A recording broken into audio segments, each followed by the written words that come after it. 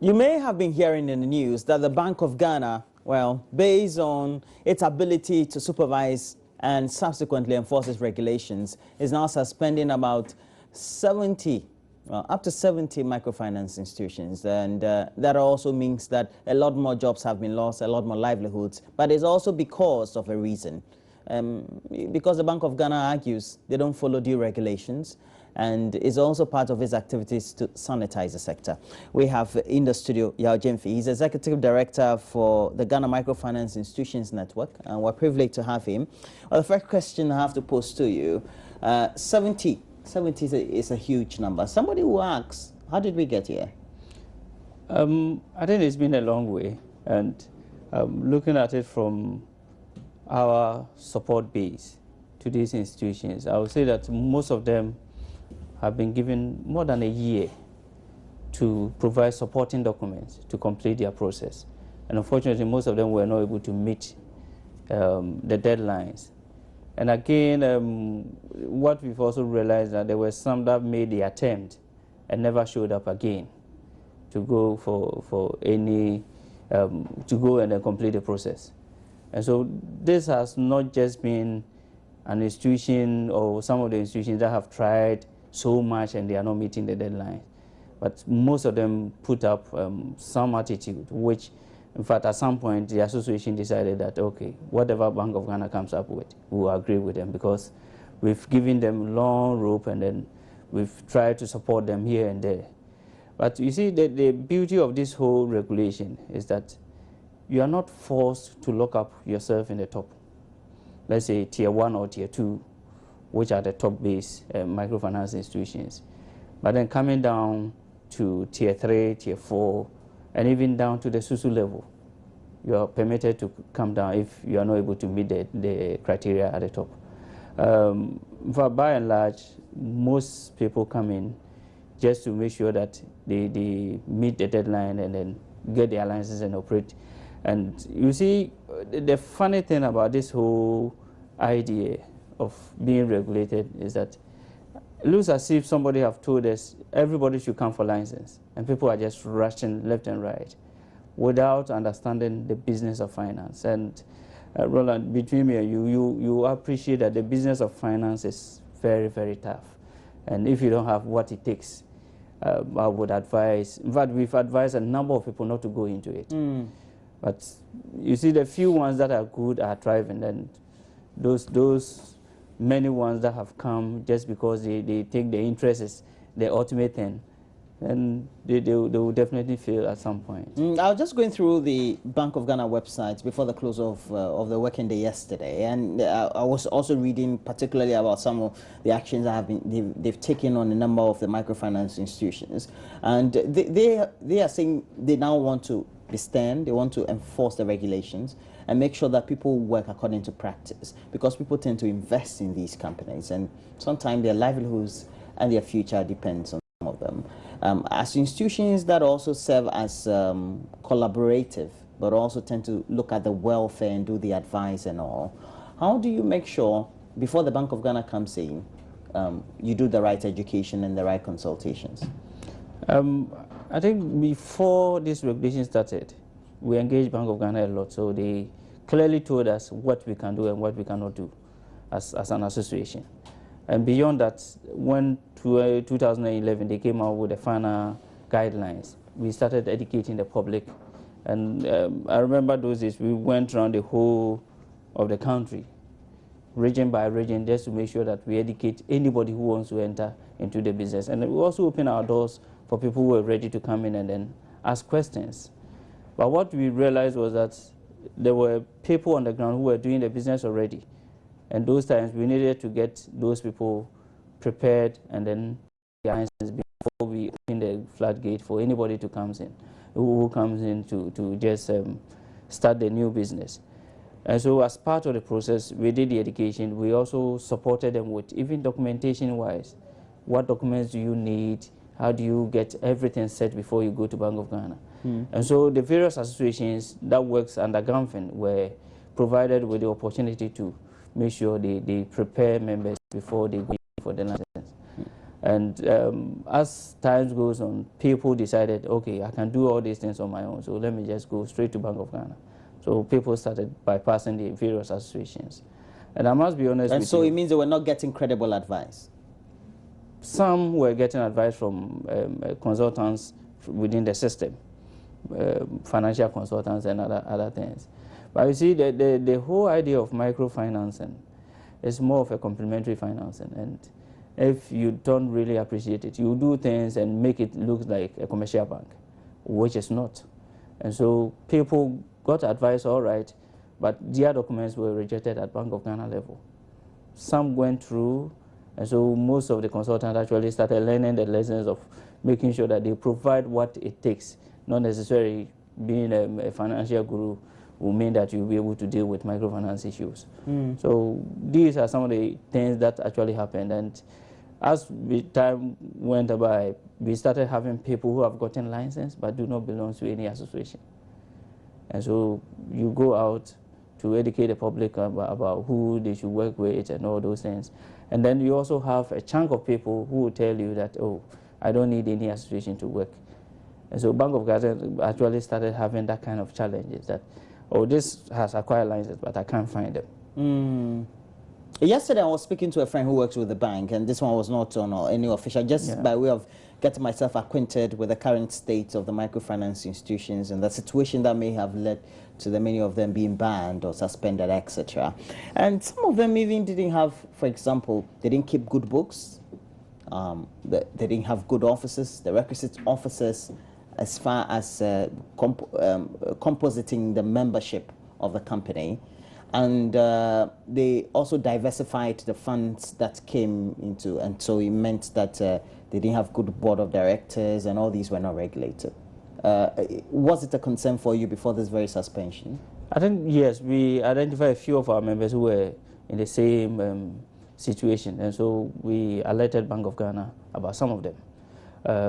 We have had situations where people go in and register and say, I'm doing A, B, C, D. By way of the guidelines, you will have what you call prescribed activities for individuals and institutions that are involved in microfinancing, and we expect that you stay by that, but most people did not. And so what we did was that we went back doing public education with them, setting some of the institutions one-on-one basis to make sure that they stay within the course of microfinancing. But as we said, if somebody sits at the office and decides to divert funds, it takes a longer time for us to notice. In fact, some of our members have gone into trades that we think they are not microfinancing, and we've alerted Bank of Ghana on all those issues. And I think very soon, possibly from next week, you will see another line of action being taken against some of them. How has the traditional form of the way we operated microfinance in the past, the way we did it in our communities, the SUSU system, and now that the regulations have become tighter, the economy has expanded, influence or tend to affect the way some of these institutions have operated? In fact, the traditional way was more or less at the individual level or family level. And most of the times you find that they were doing things on their own accord. And so they prescribe whatever they want to do. But when the regulation came, it came out with how to even set up your office, what you need and what you don't need. So all those things came in just to make sure that we enhance the business. And I believe that restructuring is not an easy task, but restructuring is an easy task. So what most of our people started doing was that they were just trying to make sure they meet Bank of Ghana halfway by making sure they have what it takes to do the business. And so with this kind of restructuring, we're thinking that we'll have a smooth way of operating. Like if I come to you as a SUSU person, these are the things I need to do. I come, I show you my card, I'm a licensed person with the year on it, that for 2015 I can operate as a SUSU person. I give you my location and all those things, so that in terms of you coming to even my office place, you can always be there. But as we said, all these things affected the business in a way, because things that you don't have to pay for, right now you have to pay for. And so those at a higher level, you were required to have a standard board, have a standard board in the sense of having a board that will do an oversight for the institution, have a management team. And all these things, even the qualification levels were all prescribed in the documents. And so in a way, it affected their finances for a period. But that is all for the good of the business. And so we don't anticipate that we will stay in that low level so that kingdom come, but try to upgrade. And so now that we've gone to the next level, we found some others wanting. Okay, but then people have invested monies in some of these companies. What happens to them? I think those that have invested monies, that's why they have a board. That's why these institutions actually have boards. Or need to have boards. Or needs to have. And then beyond that, you also have management team that works on day-to-day issues, and they should be able to tell us where the monies are. Because as you said, most of them have actually diverted the funds, and not necessarily they've lost the entire funds. And so people who have put in their money can have a way of getting their money back. We have a typical example at hand. DKM was in trouble, but they've revived the institution and they are now working. I've started hearing their adverts again. So for me, if institution, I know it's just like a life cycle. At some point, you may have challenges here and there. There are some that may have even challenges at the branch level, not necessarily the whole institution. And if they have a very strong management team, they should be able to resolve such issues. Okay, so now that some of these institutions have been suspended, what happens next? These institutions that have been suspended, as I told you, those that were part of the association, they had early warning signs for over a year. Well, they've had warning signs. Yeah. What happens and then? Do they have to put their acting in order and make sure that they... I know they can reapply, but then if you've gone through the mill and you couldn't qualify, then you have to do your homework before you come back. And we have also told them that is it necessary to have a small institution, or you'd be doing yourself a good service by getting a lot of people together to form a bigger institution. And so what we are preaching to them is to mergers and acquisitions, not necessarily you coming out with a tiny microfinance and be suffering all the years. You see, bigger institutions are able to do a lot and attract even external funding. Because in finance, they say bigger is better. Better. And so we anticipate that some of these institutions will change their forms. I'm not saying that all of them will come back. There are some that actually died natural death. They made an attempt for this license and they never got back to Bank of Ghana. Okay. And so those ones, I don't anticipate them to resurrect. But there are a few ones in there that were serious in trying to get the business done. If you couldn't make the mark, you either move down a tier or you team up with a group of institutions or people and then come up with a bigger institution. Yeah. How has the economy also affected some of these institutions? Because we know... I think, honestly, microfinance, in a sense, was affected by the challenges that we had in the economy, from light issues to issues of even getting additional funding to expand their business. But you see, the other thing that I always console myself with is that how well is Ghana's economy exposed to the entire global economy?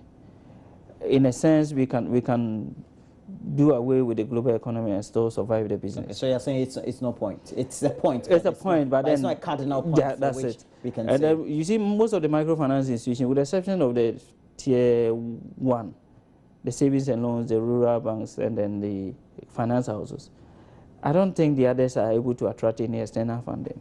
And so, by and large, they depend on the domestic economy, and they were affected by whatever was happening with the domestic economy, both positive and negative. Yeah.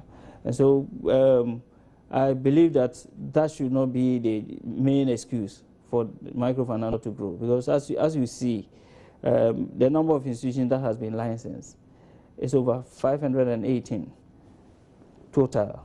And out of this, we have about 47 that have actually collapsed, but the rest are still surviving. And when you look at some of the... So you're saying it's not an industry that is in total disarray? That's one thing, yeah. People think the whole industry is collapsing. No. And I've had calls from even outside yesterday that, oh, they've heard bad news about the industry and all those things. But I think for me, it's a learning curve for us, and it's part of the whole process. Okay. Help us do some education then, if it means that the industry is still very intact. What are the tiers, and what does it mean? Who are in the upper echelons, etc.? Okay. We have a 4-tier system now. We have what we call Tier 1. The Tier 1 were those institutions that were existing and regulated fully by Bank of Ghana, the rural banks, rural and community banks, and then we have the savings and loans, and then the financial houses. These were heavily regulated, and they've done it over a period of time. I don't know if you know the history of rural banks. It has come through the mill, and now every rural bank actually can tell you that they can survive the game, because they've grown to appreciate what it takes and what you have to do as an institution. And so even when you look at the expansion of rural banks or new rural banks coming in, it takes a longer time for us to have new ones coming in. And that tells you that you have to go through rigorous means before you can get a license and other things. The second level is a Tier 2, which is microfinance companies. And these are deposit-taking institutions, just like the Tier 1. But then they have a lower minimum capital as compared to the savings and loans or the finance. The first tier, they have a higher minimum capital of... yes, of course. So their capitalization is pegged at what? 15 million. 50? 15 million. And then the second tier? And the second tier is 2 million. That's made up of? The microfinance companies. The very ones that have been suspended? Yeah. Yeah. 2 million Ghana. 2 million. And then we have a last tier? We have the Tier 3. And then? The Tier 3 have two groups. We have the financial NGOs. They don't take any deposit at all. And then we have the money lenders. They also don't take deposit. The money lenders are the people operating in the communities? Yeah, the individuals and some operating in the communities. Okay. Most of them are within the communities. And the beauty about money lending is that right now Ghana, we are trying to modify it. Unlike the loan sharks that we used to know. Yeah, we are trying to modify it and then change their modalities and the way they operate. And so it's becoming a fine institution. And hardly would you hear that money lenders collapse because of the way they operate. They deal more with individuals and companies at their own terms. Beyond that, we have the Tier 4, which is the SUSU collectors. And then within the SUSU, we also have what we call Tier 4 money lenders. They don't require higher amount to start doing money lending. They don't require any amount. Any amount at all. You just have to start operating your area or something of the sort. But then, who or among all these tier groups, who are regulated by the Bank of Ghana then? Right now, I would say everybody is regulated. Okay, we do understand that. But how does it make it a lot more difficult then, by your own observation, for those in the last tier, the 4th tier, and the other subgroups in the 3rd tier, to be regulated by the Bank of Ghana? Because I think that would be a bit difficult. Yeah, I think what Bank of Ghana have done now is that they've liaised with the associations, the related associations. So when you take the Susu Association, for instance, they work hand in hand with them. And what they ask them to do is to make sure they prepare their people for licensing. And so the SUSU goes through a lot of processes with them, the SUSU Association, and then take their documentation to Bank of Ghana for final approval.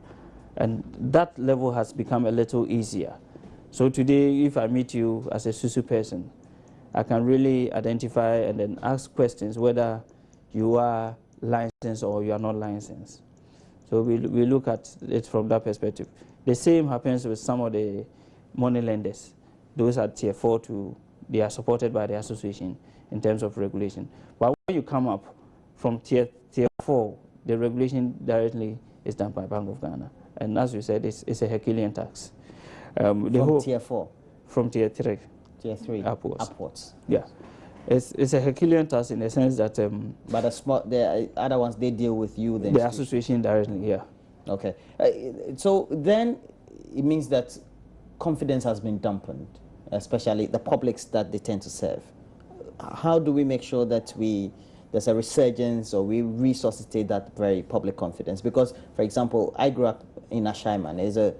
It's almost like a mixed community of traders, of artisans, and well, pensioners and things like that. So they deal with house to house, those in the tier 4 level, and then now that we've had the migration of tier 3, etc. All those institutions operate. How do we resuscitate confidence in the I think industry? we've started working on a program. We want to do an intensive 6 months public education with the support of the Ministry of Finance through a project that they have now, and almost everything is done. And I believe that by the end of this month, we'll start seeing most of the adverts. We'll do what we call road shows. We'll do public education within the communities. We'll do TV adverts, radio adverts. It's going to be a whole, a holistic approach to the whole situation of public education. And within the things that we want to be publicizing, we have what we call responsible borrowing. We have what we call questions that you need to ask when anybody approaches you. As an individual, as an institution, you have to look out for certain things when an institution approaches you. All these things have been put in a package, and we are going to do a lot of public education on that. And then we're also trying to work out something so that at the end of the program, the 6-month program, we can continue with the public education on some scale, not necessarily the massive scale. But beyond all these things, I believe that as citizens, we also have to play a role, because people that are working with us, that are running away with our money, live within our communities. And most people, when an institution shows up, it looks as if they have a place that they can call to find out whether this institution, you can call Bank of Ghana, you can call any of the associations, but people don't do that. It's only a handful of people who are, I would say most of them are well enlightened. They come to the office and ask questions about some of these things. And even doing an investment, people just fall for anything at all. And it saddens my heart, because when you look at the rate of treasury bill rate in this country, it's about 25% now. Why would I fall for So you're somebody? saying that the opportunity to invest? There but is. It's also because the education is not there. Yeah. And yeah. That is why you want to embark on some of these things. Yeah. All right.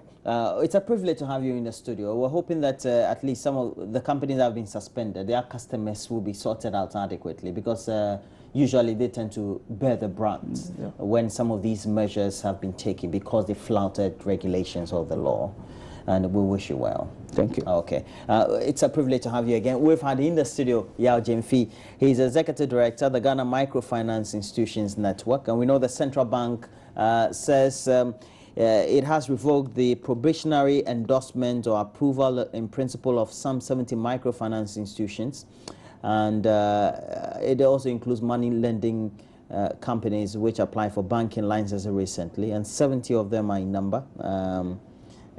A lot of them. I can't mention all of them, but we have a couple of them also. So you just have to make sure you log on to various sites we have on social media. On Facebook, we have Join News on TV. It has a link on our Twitter handle at Join News on TV.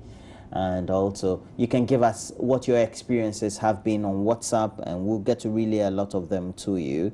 Let me see whether I have a couple of them. This one is from Simon from Takrady. He says, DKM was destroyed by the Bank of Ghana. My confidence for DKM is higher. Bank of Ghana, you need to update your ideas, approach, and be innovative. I believe it could have been better dealt with. And that's from Simon. And this one also from Diamond Winners Microfinance in Boga has our money. Meanwhile, their license has been revoked. What happens to us? And you haven't given us your name, so I don't know how to deal with your issue. Good morning. Bank of Ghana's suspension of 70 lists of microfinances didn't include God's Love Fan Club, but yet Bank of Ghana froze its account. Okay, so it means you were operating as a bank, as a microfinance institution, and I'm sure you didn't meet. You're just a fan club, though, and I'm sure you had this cooperative kind of scheme. And that's from Michael Avuyi from Tamale. We also have this one. Why are people rushing to operate microfinance institutions when Ghanaians are crying of hardship? Where will they get the money to save in these microfinance institutions? Diamond Microfinance 2003 ran away with my 1,000 Ghana cedis. 2003, that would have been 10,000, right? Mm-hmm. Okay. and or that would have been 10 million, so 10 to million, speak. yeah. And I hit them all. Okay, please make sure you get your investment right, because Mr. Jamie Fee is telling us that we need to make sure we see through and do the investments right when we have the money. Ben Frank says Bank of Ghana should unfreeze the account of God is Love Fan Club to enable them pay the poor farmers in Bonafo. If you call Bank of Ghana for inquiries, they refer you to their site. It's a big issue, and we have a lot of comments on this very subject. We have Diamond. You know Diamond Winners Microfinance? Yeah. They up north? Okay. And we have concerns being raised from somebody from Zebila. Okay, so we'll see how that goes as far as this is concerned. We're taking a break. When we come back, we'll have a lot more for you. But we know the latest we have is that there's an outbreak of meningitis in the Tyne district of the Bonafo region, and this has been confirmed to be pneumococcal, and it's a more deadly strain of the disease. 7 people have so far died from the outbreak. And so my colleague, Hannah Odame, has been speaking to the head of public health at the Ghana Health Service, Dr. Bedu Sarkodie, for more education. And we also would want to give you a lot more brief on that as well. So what we all know is cerebrospinal meningitis, but that is not the only type that we have. There are various strands as well as causes and treatments. And to shed more light on more of this, especially as we get to know there's a new type that's broken out in Tyne in the Bonafo region, is Dr. Bedu Sarkodie. He's the Director of Public Health at the Ghana Health Service. Thank you very much for your time, Doc. Thank you, too. So, how many types of meningitis do we have? Depending on the causative agent, you can have very many types of meningitis. Let me take time to explain them. The agent may be of viral origin, may be of bacterial origin, may be parasitic, and then it can even be from chemical origin. So depending on the cause, you can have various types. When it comes to the bacteria group, the 3 main bacteria that cause meningitis are the Haemophilus influenza, the strep pneumonia, and the meningococcus, which you call the meningococcal epidemic disease, and that is the one that you commonly call as the cerebrospinal meningitis, the CSM. That breaks out mostly in the north. That's correct. Indeed, meningitis in the literal terms means inflammation of the meninges, which is the covering of the brain, and the various agents that cause the inflammation is what I've outlined, being either the bacteria, viral, parasitic, or the chemical. What we are particularly concerned about is the bacteria type, which has potential for widespread, particularly the Neisseria meningitidis meningitis, which we call the cerebrospinal meningitis. So then how do you contract it, knowing that it's something that affects the covering of the brain?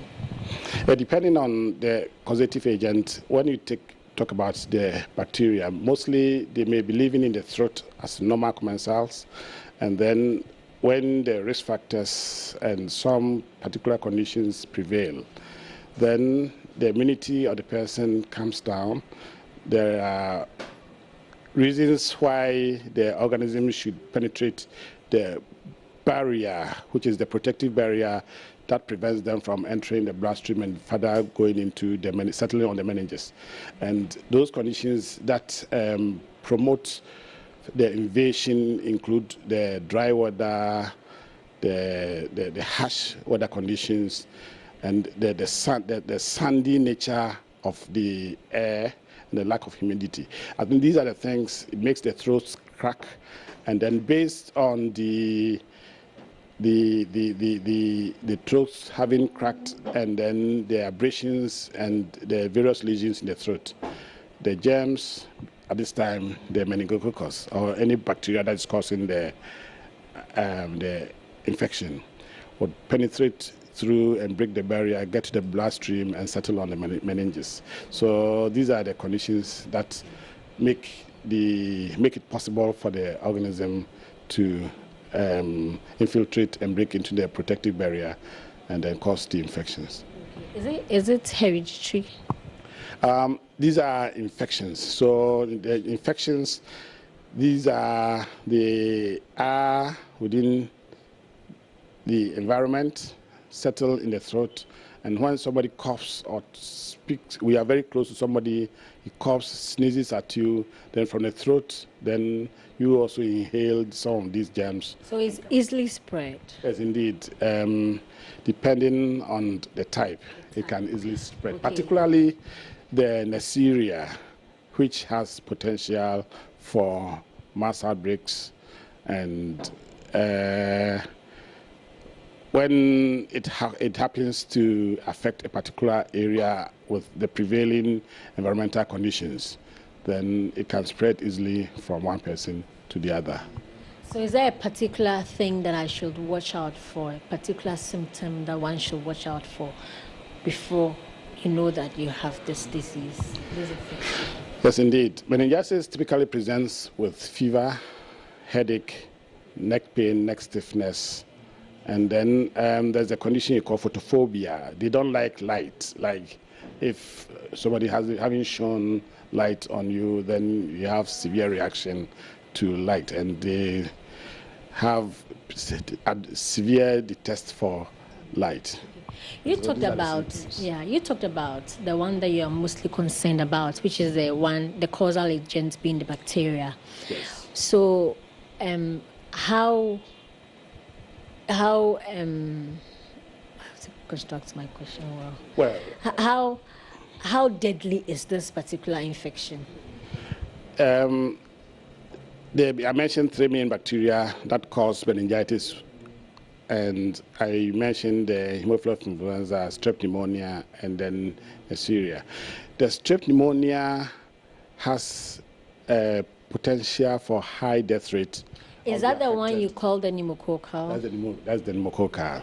It has a high death rate for the affected, and it can be as high as about 50% of the people being affected dying out of the disease.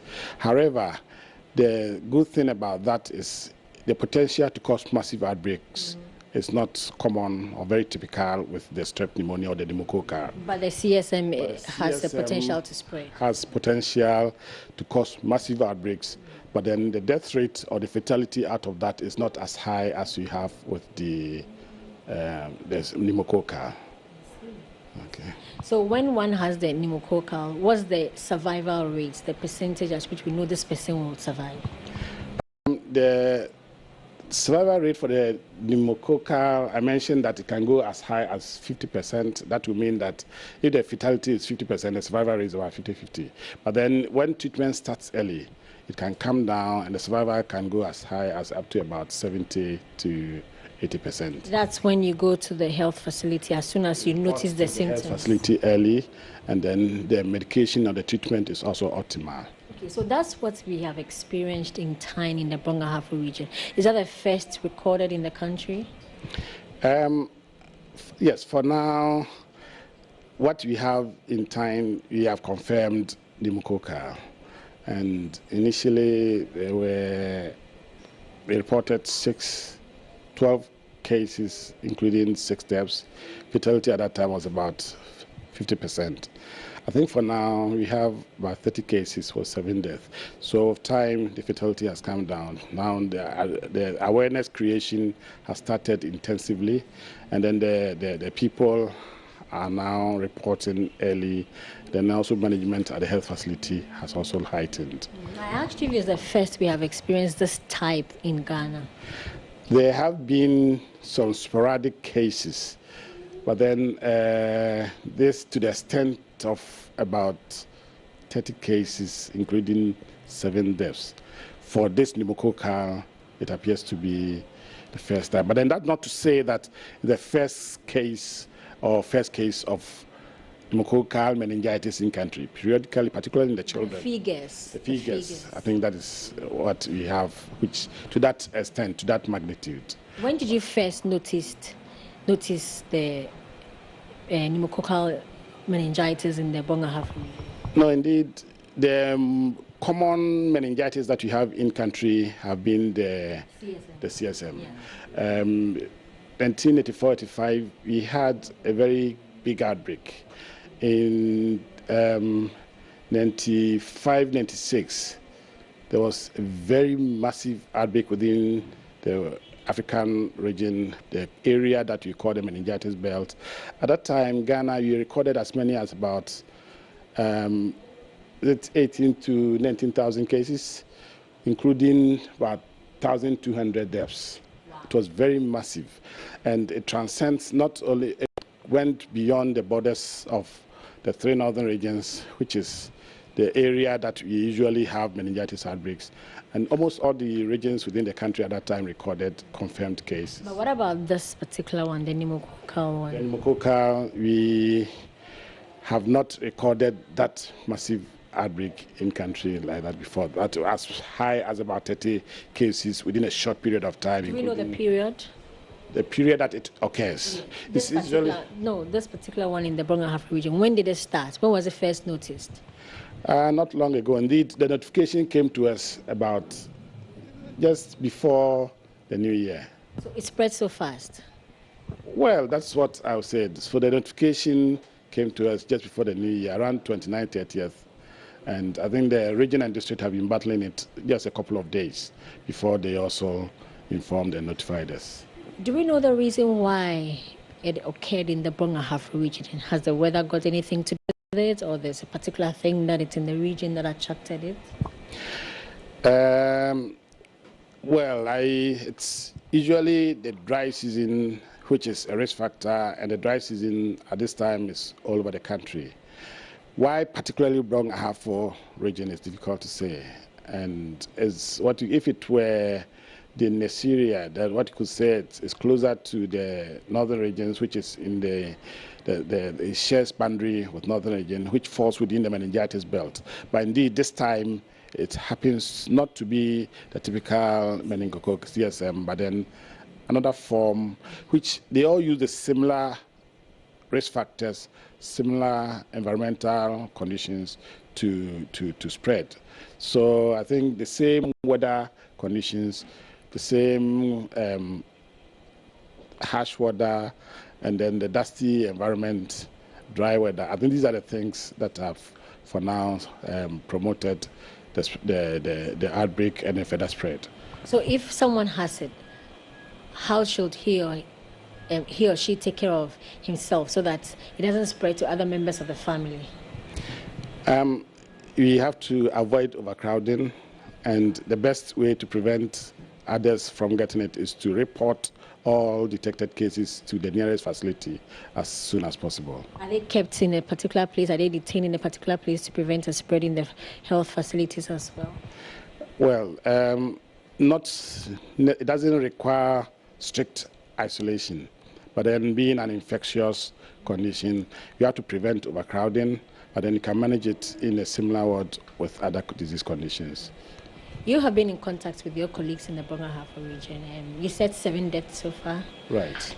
How are the 30 doing? Are they responding to treatments? Yes, this one, there is effective antibiotic to this condition. And apart from all those that we have tested and found them to be the pneumococcus, we have further subjected the bacteria to sensitivity to the regular antibiotics, and we are aware that it's sensitive to the ceftriaxone or the regular cephalosporin antibiotics, the ampicillin, and then the amoxicillin group. So we have good medication for it. It can be cured completely. And so as early as people report and you identify that this is what they are suffering and apply the medication, the cure and survival is very high, and that is what you recommend for the people within the area and around and the surroundings to report as early as possible, so that we will be given the best opportunity to help and prevent unnecessary and undue deaths. For the residents of Tyne who have witnessed some of their family members and friends in the hospital, and some also dying as a result of this particular meningitis. They must be very scared. What have you got to tell them on how to prevent contracting the infection? Meningitis is a disease which can easily be detected. There is a good cure for it, and as early as people see that they are having symptoms that could be meningitis, which include fever, headache, neck pain, reaction to light, and neck stiffness, they should report as early as possible. Their family members should also support the people having it and also help them to get to the nearest health facility. As early as you report, the better and the higher the chance of survival. Overcrowding promotes the transmission and further spread. So we have to make sure that we live in area environment and prevent overcrowding. Drinking water frequently prevents cracking of the throat. So you shouldn't, whilst the weather is dry, you shouldn't wait till you are very thirsty before you drink. And then periodically, you have to be drinking, and then drinking some water periodically to make the throat wet, so that it will prevent further cracking of the throat, which is a big risk factor for the germ to penetrate the barrier and cause the infection. You mentioned the figures, which are quite high this year, even though we have experienced it before. Is that a source of worry? Yes, indeed. It has, whilst people have suffered a condition and as many as 7 having died, is a big source of worry. And as much as possible, the health facilities, the health authorities within the area and the surroundings, and then the neighborhood should do best to pick the condition early, and then do best to help the people when they report with it. And then all the other authorities, those at national and regional level, should provide the necessary support to the district affected to contain it as early as possible to prevent and protect against undue suffering and death. It's already in the air in time. So, I mean, if I haven't contracted it, I can't say I'm reporting to the hospital. What should I do myself? It's not just being hanged up in the air. It's when you come in close contact with people affected, when they cough and sneeze at you, that's the risk. It comes in droplets. So when it's thrown out, it drops. But then it's when you are in so close contact that you may affect it. So as I mentioned earlier, let's do best to prevent overcrowding and promote cough etiquette. And that if you are coughing, you have to cough at elbow where it will not send out your sputum and phlegm and saliva to the nearby people to affect them. And then also not to walk around with marks on the face. But then there should be a way to keep distance a bit away from the people that are coughing to protect ourselves and dear ones. Is it necessary to call for a state of emergency in time as at now? Is it necessary to call a state of emergency in time as at now? It's, well, the district, the affected is one community affected, one sub-district. It's not spreading beyond the rest of the district. The affected area, yes, but then the entire district also has declared an outbreak. But then if its outbreak gets beyond our control, then you call it an emergency, the national emergency at that area. You haven't got there yet, but for now, you're doing best so that you contain the situation such that it doesn't get out of hand and it doesn't cause undue havoc, so that you call it a national or district or regional emergency. But then for now, you have an outbreak on hand. And the earlier you contain it, the better, so that it doesn't get out of hand. And are you watching out for other regions too? Are you on the lookout? As soon as it happened, alert has been sent to the rest of the regions within the rest of the district within the regions, and also to the other regions to be on the alert and on on the lookout, heighten awareness, heighten index of suspicion, so that should it happen quickly, to be detected, investigated, and contained. Final words, we are in the season of meningitis. It usually starts around October and ends in March, April the next year. And apart from the 3 northern regions that are said to be within the meningitis belt, where we have to observe maximally all the various observations to prevent and protect against. All other regions and districts also are at risk.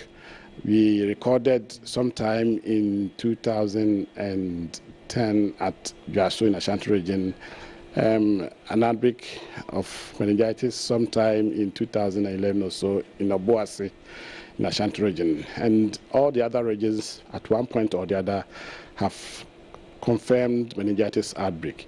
This is a condition that we have cure for. And the earlier the people report the condition, the better the outcome of the management of the condition. And we encourage people to report as early as possible to the nearest facility with features that could be meningitis, that include fever, headache, neck pain, reaction to light, we call it photophobia in the technical parlance, and neck stiffness. With these conditions, report early. Overcrowding and the dry conditions are some of the general environmental conditions that promote further spread. So let's make sure that our rooms and wherever you live are airy, and we limit overcrowding as much as possible. Drinking water happens to be very simple but protective. So let's adopt the habit of drinking frequently in sips, so that the throat doesn't get dry and too dry to be cracked, to promote the spread. And people suffering from it should be given the necessary support for them to go to the facility to have their cure and be free and also protect others. And so the message is very simple. Practice cough etiquette. Don't just cough into the air, and also avoid overcrowding. If you do suspect any form of meningitis, visit the nearest health facility. We are in the season of meningitis, and don't be a casualty. From the Ghana Health Service, my name is Hannah Odame for Joy News.